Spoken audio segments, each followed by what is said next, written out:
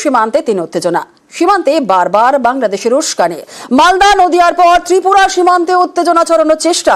ত্রিপুরা সীমান্তে বিএসএফ এর ওপর হামলা, অস্ত্র কেড়ে নেওয়ার চেষ্টা বাংলাদেশি পাচারকারীদের। আর সীমান্ত লাগোয়া এলাকায় আক্রান্ত বিএসএফ। পাচারকারীদের পিছনে ধাওয়া করেন বর্ডার সিকিউরিটি ফোর্সের জওয়ানরা। আর সেই সময় বিএসএফ ওপর চড়াও হয় বাংলাদেশি পাচারকারীরা। এমনকি অস্ত্র কেড়ে নেওয়ারও চেষ্টা হয়। বাড়তি ফোর্স গিয়ে পরিস্থিতি আয়ত্তে আনে।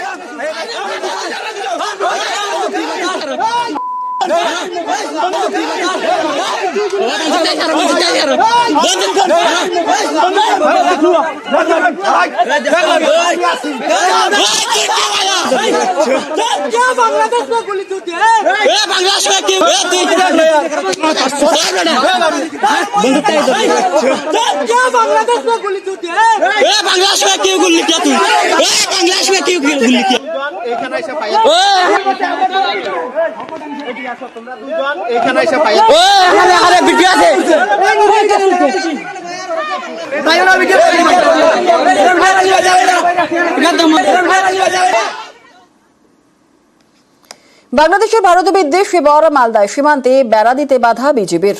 বিএসএফ এর পাশে দাঁড়িয়ে বিজেপি জওয়ানদের তাড়ালেন স্থানীয়রাই। কয়েকদিন আগে যুদ্ধ জিগির তোলেন মোহাম্মদ ইউনুস, মহড়ার নামে বাংলাদেশের সেনা। আর এই পরিস্থিতিতে ভারত বিদ্বেষ আরও উস্কে দিতে বিএনপি নেতার দাবি, ভারতের কারণেই নাকি বাংলাদেশে ভোট হচ্ছে না।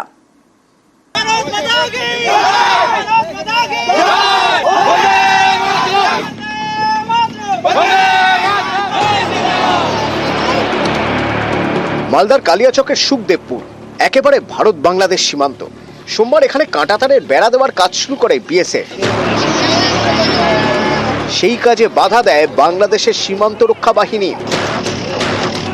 বর্ডার গার্ড বাংলাদেশের জওয়ানদের সঙ্গে সেদেশের কয়েকজন নাগরিকও ছিলেন বলে দাবি। মালদার বাসিন্দারা তেড়ে গেলে পিছু হটেন বাংলাদেশিরা।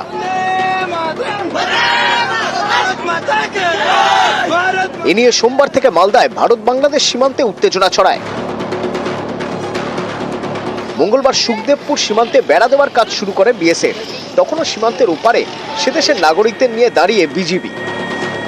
এপারেও বিএসএফ এর পাশে দাঁড়ান স্থানীয়রা।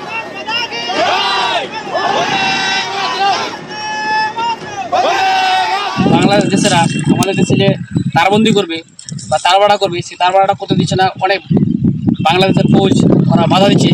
তাই আমরা ইন্ডিয়ার মানুষ, ভারতবর্ষের মানুষ চেষ্টা করছি, এটা আমরা চাই ওটা দিয়ে তারবাড়াও। তারবাড়া বাংলাদেশ বলা করতে দিবে না, জবরদস্তি বাস দিব না, গন্ডগোল করছে, হাসুয়া চালাইছে, ঢিল চালাইছে। কতটা বাকি আছে?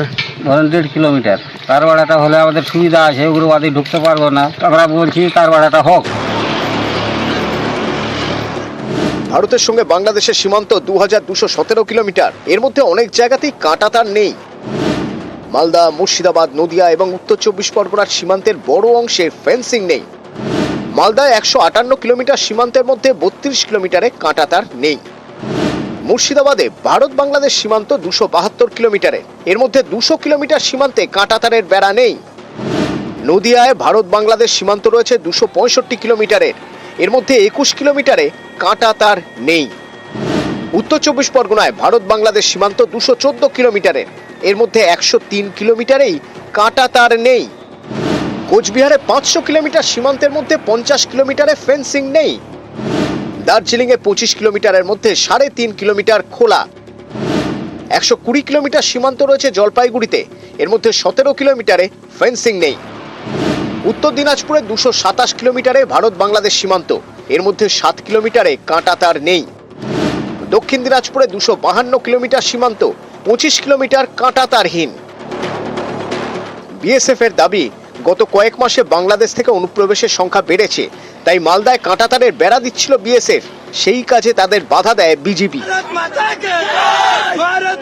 কিন্তু কেন? বাংলাদেশ কি যুদ্ধের জিগির তৈরি করতে চাইছে? কয়েকদিন আগেও সীমান্ত লাগোয়া রাজবাড়িতে মহড়া দেয় বাংলাদেশি সেনা।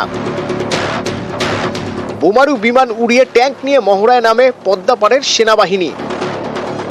মোহাম্মদ ইউনুসও যুদ্ধ হাওয়া তৈরি করছেন। প্রশিক্ষণে সর্বোত্তম কল্যাণ এই মন্ত্রে উদ্বুদ্ধ হয়ে আধুনিক ও যুগোপযোগী প্রশিক্ষণের মাধ্যমে আভিযানিক দক্ষতা অর্জন করে দেশের সার্বভৌমত্ব রক্ষার রক্ষায় বাংলাদেশ সেনাবাহিনীর সদস্যগণ সর্বদা প্রস্তুত থাকবে। ভারত বিদ্বেষ উস্কে দিতে কোমর বেঁধে নেমেছেন কট্টরপন্থীরা। বাংলাদেশকে তারা যদি মনে করে পঙ্গু করবে, এটা তাদের জন্য ভুল ধারণা। বাংলাদেশকে সহযোগিতা করে যাতে নির্বাচিত সরকার না আসতে পারে, ভালো ভোট না হয়, এটা তারা চেষ্টা করছে। আমি বর্তমান সরকারকে বলবো ওই ফাঁদে আপনারা পা যেন না দেন। নিউজ 18 বাংলা।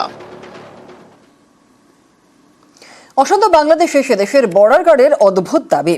নদিয়া ভারত বাংলাদেশ সীমান্তে কোদালিয়া নদীর কিছু অংশ বাংলাদেশের বলেই দাবি বিজেপির।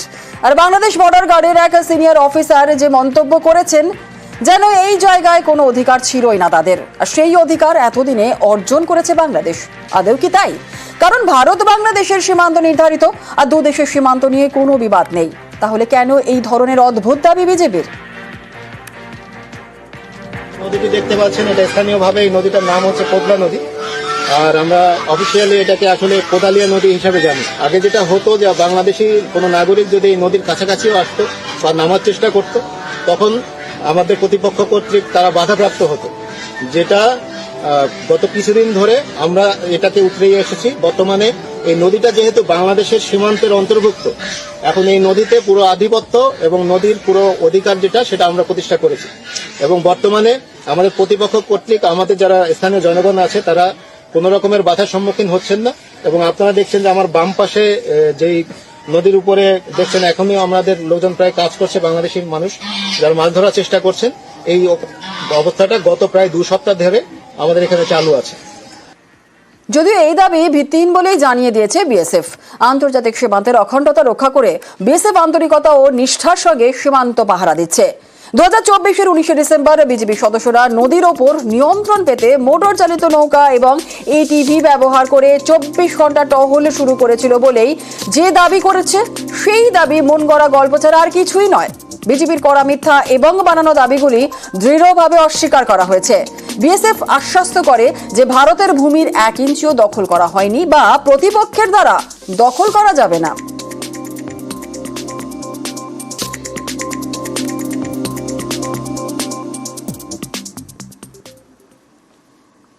ইউনুসের বাংলাদেশে প্রকাশ্যে মুজিব খুনি। বঙ্গবন্ধুর মূল হত্যাকারী অভিযুক্ত মেজর ডালেম 50 বছর পর ফের প্রকাশ্যে মুজিব হত্যাকারী। ইউনুস জামানায় মুজিব হত্যাকারীর আস্ফালন। রবীন্দ্রনাথ ঠাকুর, যাকে নিয়ে আমরা নাচানাচি করি, এবং এই রবীন্দ্রনাথ ঠাকুর একজন ইন্ডিয়ান নাগরিক। আমরা সেই ভারতীয় নাগরিকের একটা গানকে আমাদের জাতির উপরে চাপিয়ে দেওয়া হলো জাতীয় সঙ্গীত। পৃথিবীর ইতিহাসে এমন কোন নজির আর দ্বিতীয়টা আছে বলে আমি মনে করি না। নজরুল ইসলামকে আমরা জাতীয় কবি আখ্যা দিয়ে থাকি, তাহলে নজরুল ইসলামের গান কেন হলো না? বা অন্য কারো গান হতে পারতো। ভালো ভালো কবি সাহিত্যিক ছিলেন আমাদের দেশে। একটা সুখী সমৃদ্ধ বাংলাদেশ গড়ে তোলা, এই ভারতীয় সম্প্রসারণবাদী হিন্দুত্ববাদী ভারত, যার কবজায় আমরা প্রায় চলে গিয়েছি, সেই অবস্থান থেকে সেই 71 মতো আরেকটি স্বাধীনতা আমাদের অর্জন করতে হবে। তা না হলে তোমাদের বিপ্লব ব্যর্থতাই পর্যবেসিত। আর প্রকাশ্যে এসে বঙ্গবন্ধুকে নিশানা মেজর ডালিমের। মুজিব কায়েম করলেন একদলীয় এক ন্যায়তত্ত্ব, স্বৈরাচার শাসন, বাকশাল। নিজেকে তিনি আজীবন রাষ্ট্রপতি হিসেবে ঘোষণা দিবেন সিদ্ধান্ত না হল। মুজিবের শক্তি বেড়ে গেল, তার নিষ্ঠুরতা এমন অসহনীয় পর্যায়ে চলে গেল। ইলিয়াস লুট পাট, মার ধর, চোরাচালান, নকল টাকা ছাপানো ভারত থেকে, এই সমস্ত মানে একটা আমাদের মনে অস্তিত্বই এমন অবস্থায় গিয়ে থাকলো যে মানুষ একদিন মুজিবের জন্য দোয়া করেছিল। সেই মুজিবের জন্য লোকজন আল্লাহর কাছে দোয়া চাচ্ছিল যে আল্লাহ আমাদের আদেশ দাও, নমরুদের হাত থেকে আদেশ দাও, আমরা শেষ মরে যাচ্ছি সব। মেজর ডালিম ঘুম থেকে উঠলেন আর এরকম একটা স্পিচ দিয়েছেন, এরও একটা ইমপ্লিকেশন আছে। জবে থেকে মোহাম্মদ ইউনুস এসছে, ওনার অ্যাপ্রোচ হচ্ছে টোটালি অ্যান্টি ইন্ডিয়া। সব কিছু যেটা বলছেন করছেন ওটা হচ্ছে অ্যান্টি ইন্ডিয়া। এখন ওরা হয়তো চাইছে ইন্ডিয়াকে প্রভোক করা, যাতে কি ইন্ডিয়া রিয়াক্ট করে। এটা হচ্ছে পুরনো গেম, আমরা অনেক দেখেছি। ওদের ইকোনমিটা একেবারে নড়ে গেছে। অ্যাটেনশনটা ডাইভার্ট করার জন্য অ্যান্টি ইন্ডিয়া স্লোগানস আর অ্যাক্টিভিটিস করছে। বাংলাদেশে থামছে না সংখ্যালঘুদের উপর অত্যাচার। এবার চট্টগ্রামের চন্দনায় সে সংখ্যালঘু পরিবারের উপর হামলা, ঘর ভেঙে লুটপাট চালায় কট্টরপন্থীরা এবং বাড়ি ঘরও ধ্বংস করা হয়। শীতের রাতে খোলা আকাশের নিচেই সংখ্যালঘু পরিবারের।